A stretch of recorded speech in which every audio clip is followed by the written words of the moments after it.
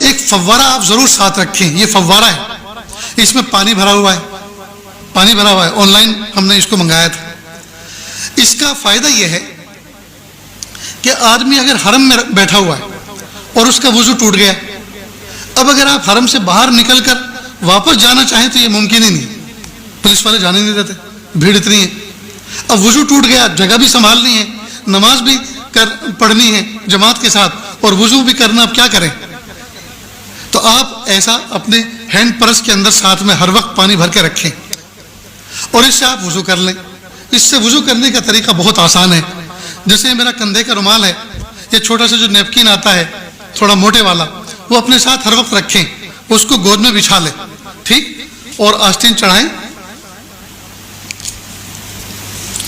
اور اس سے وضو کرنے کا طریقہ یہ ہے کہ وضو میں سب سے پہلے کلی کی جاتی, ہاتھ دھوئے جاتے ہیں, ٹھیک, اس کے بعد کلی کی جاتی ہے, ناک میں پانی ڈالا جاتا ہے. لیکن یہ فرض نہیں ہے, یہ اگر نہیں بھی ہوگا تو بھی وضو ہو جائے گا.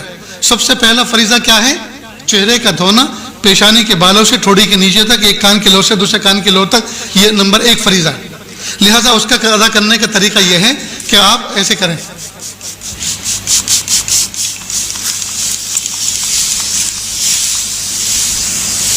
دیکھو میرا منہ بھیگ گیا نا, اس کو میں نے مل لیا. اور شریعت کا فقہ کا اصول یہ ہے, جس عضو کو دھونا ہے اگر اس میں سے 1-2 قطرہ پانی ٹپک گیا تو وہ دھلا ہوا سمجھا جائے گا. یہ تو قطرات تو ٹپک گئے تو چہرہ دھل گیا. اب ہاتھ دھونا ہے جی. دوسرا فریضہ انگلیوں سے لے کر کوہنی تک, کوہنی سمیت اپنا پورا ہاتھ دھونا, دونوں ہاتھ دھونا. تو اس کا طریقہ یہ ہے کہ آپ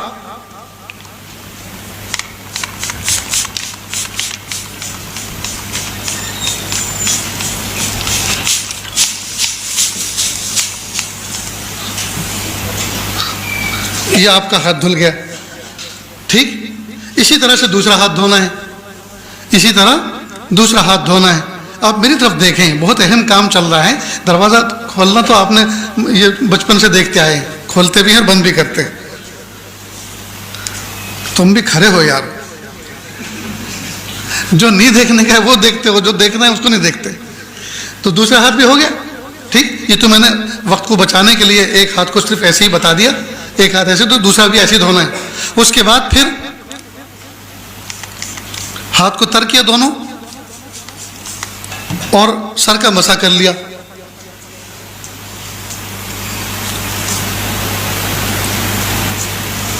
ہو گیا مسح.